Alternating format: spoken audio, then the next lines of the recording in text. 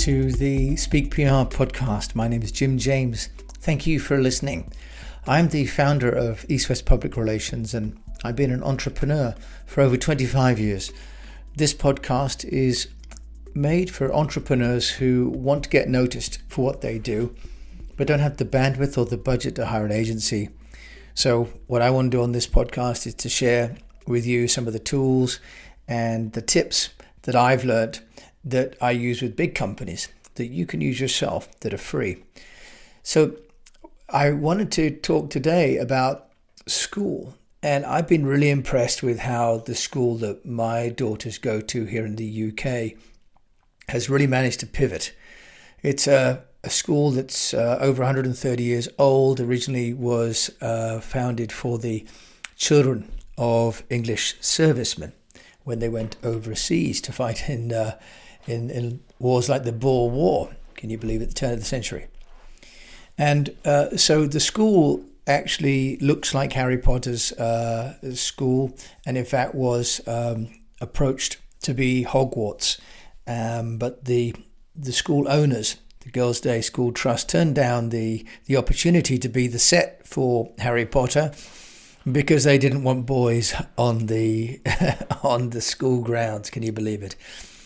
Anyway, so that was before it all got famous, I suppose. But the school got off to a bit of a rocky start when it came to the kids coming back from school and being at home. And there was quite a lot of disquiet amongst the parents on WhatsApp and on email whether the school was really doing its job properly. And it was a little bit chaotic, I think, in fairness, and everyone would accept that. But the school reached out very proactively. And now we're into, I guess, sort of week 6 and 7 of my two daughters being at home, and we have one in grade 5 and one in grade 7. And I've been really impressed how the Girls' Day School Trust has turned itself around. It's a non-profit group with 25 girls' schools in the UK, and they have managed in the last month to turn themselves from being, a pedagogical, location-based institution into being a much more online and real-time learning facility. But I think that's one part of it. But what's also interested and intrigued me is that they seem to now have realized quite quickly that inspiring the children is more important than simply educating them. The curriculum for the girls is much more around choosing units of inquiry, activities that they might enjoy, and getting the girls to pursue those things. And I think that's really fantastic, because actually this is a bit like the IB program that my children did in China. And it's much more around what are people interested in, what are the children interested in within a framework, and getting those children to start to work towards those things. So the older one today had a full day of online inspiration with some 7,000 girls from across the different schools, all logging in and watching women who are inspiring. And as I'm online first thing in the morning with Paul Dunn, who is an author and a TEDx speaker, talking about Be One, Give One, which is a charitable organization, I'm having my fill of motivation, and Amity, my older daughter, is having her fill of motivation. Now, one of the benefits of the children being at home and things relax a little bit is that we can go to make some essential purchases, and we needed to go to the high street today to get some medical some medical prescriptions. So I went to the high street, and I was quite interested to see how different shops have managed different ways of perceiving themselves during the crisis. So I took some photographs, which I'll put out later, but we saw NatWest, which had a post-it note for a heart. We had Barclays had the post-it note for hearts in the window, and NatWest had some quite good written, branded information on the windows and so on. Costa just had some brown paper over the windows. Many shops were looking just as though they'd been abandoned, not just furloughed. Marks and Spencer's now open, advertising a sale, and also with big rainbow hearts, full height of the windows, and with the doors open, showing that they are open for business. I couldn't help but have a look at the websites when I got home, because I thought I would just see whether these brands are really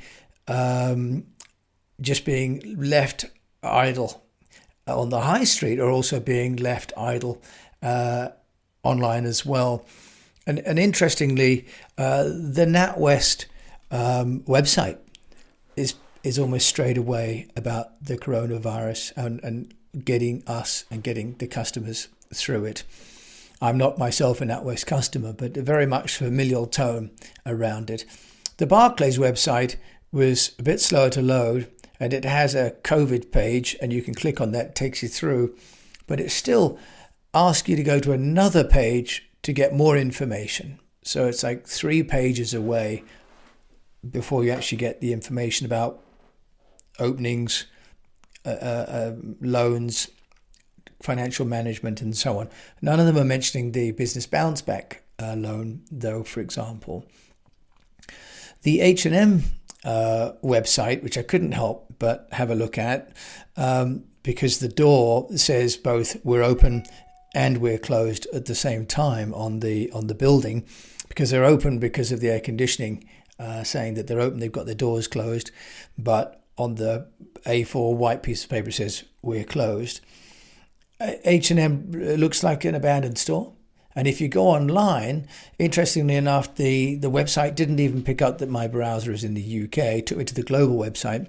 Once I'd found the UK website, I went to their website and found that it seems to be oblivious to the fact that there are, millions of people right now having to stay home and avoid going out and doing social distancing. So these companies are showing us, to some degree, from a public relations point of view, really about how much they care about their customers, because these websites are really giving almost sort of tacit acknowledgement there's a difference to business, but not really helping by and large customers get through it. And I was interested because I had been on a call this morning with Paul Dunn talking about this program that they have in Singapore, where companies can use this application they developed to donate money directly to great activities and causes. And Paul Dunn was asking us on the call to articulate why we get up in the morning, and we'd say things like, so I can help entrepreneurs to unlock the value in their business through communication. And he said, yeah, but Jim, but so what? Answer the next question. What's the so that? What are you trying to do? So then I had to go back and say, well, I'm trying to help entrepreneurs and businesses to unlock value in their companies through communication, so that they can help generate more income and create more jobs and create more wealth and solve problems that exist in the world, which is what these businesses, our clients, are doing and these entrepreneurs are doing. And if they solve more problems, there'll be less problems in the world, and people will be healthier and they'll be happier and we'll have less conflict. So I was interested then that when we go online and we look at what these companies are doing, and I thought, so that this company is showing me what about how it exists. So when we're looking at our own businesses, if you're looking at your business and your website and your communication, are you answering the reason why your business is open or going to be open? And so that you can do what? Now, interestingly enough, I was talking about AI yesterday, and about my wife's excitement because the Chinese app WeChat has launched one called We Read, and it's an AI reading books. So it's a perfectly fluent Mandarin reader. And then this morning, we issued as East West Public Relations a press release, and it got picked up in Vietnam for one of our clients.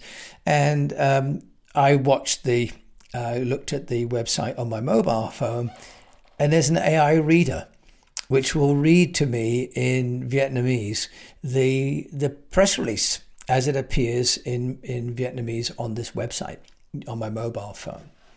So we're seeing now, although as companies we send out print, the magazines, even relatively small ones, although the Tech Times in Vietnam is a leading technology publication. It's by no means a very wealthy publication. They're using AI now to engage their readers or listeners. So I was also interested that on all of the websites I visited today, not one of them had anything for the visually impaired or for the sight impaired. Okay, so I did a quick look. There are some 285 million people around the world who are visually impaired. That's 39 million are blind and 246 million have low vision. Now, 90% of those people are in developing countries. That's for sure, places like India. And 65% of these people who are visually impaired and 82% who are blind are over 50. Okay, but in the UK, there are over 2 million people who are living with sight loss. So there are 2 million people in the UK who are bank customers, fashion, needing clothing, needing food. And if they were to go online, they would be lost. So I ask myself from a public relations point of view, in this era of COVID-19, where people can't physically go down like I could today with my daughters and pick up what we needed from Boots, there'll be customers out there who are isolated from the information because companies, mine, maybe yours, may not be serving fully because we haven't answered Paul Dunn's question, which is our business is existing so that we can solve this problem.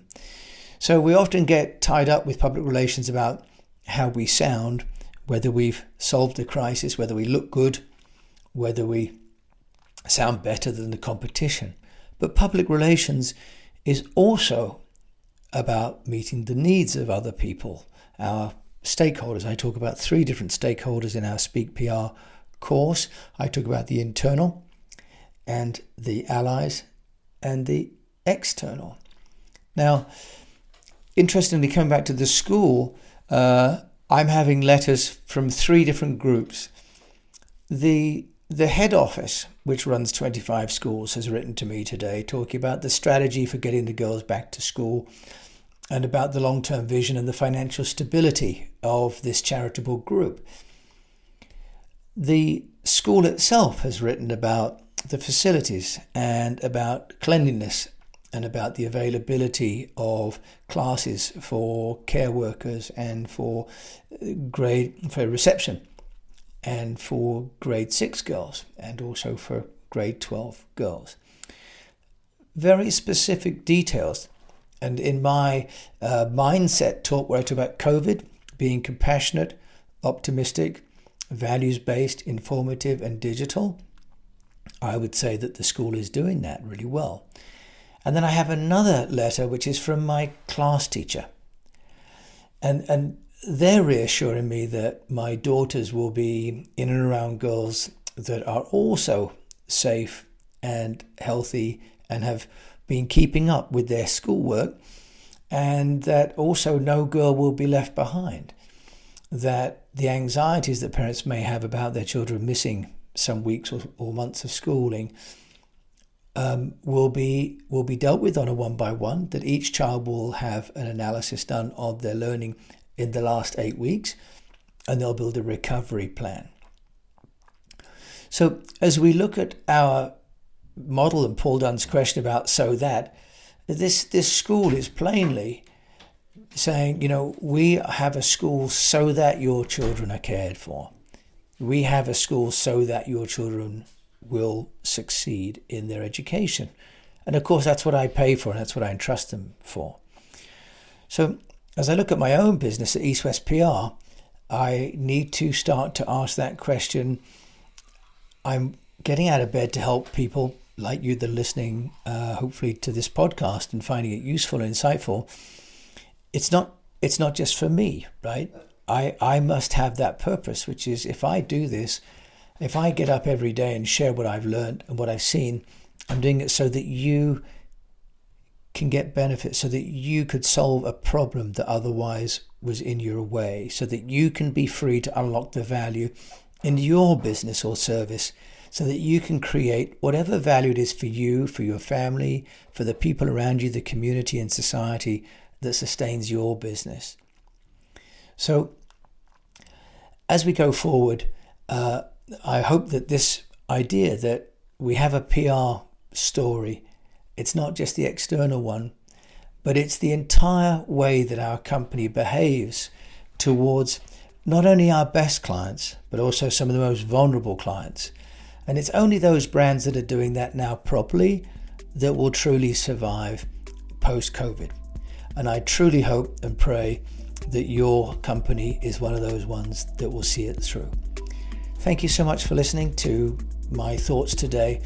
And if you like it, please do send a message, forward this to a friend or a colleague or anyone else that you know, any other entrepreneurs or people that are seeking to get noticed for what they do. My name is Jim James. Thank you very much. Stay healthy, stay profitable, and keep communicating.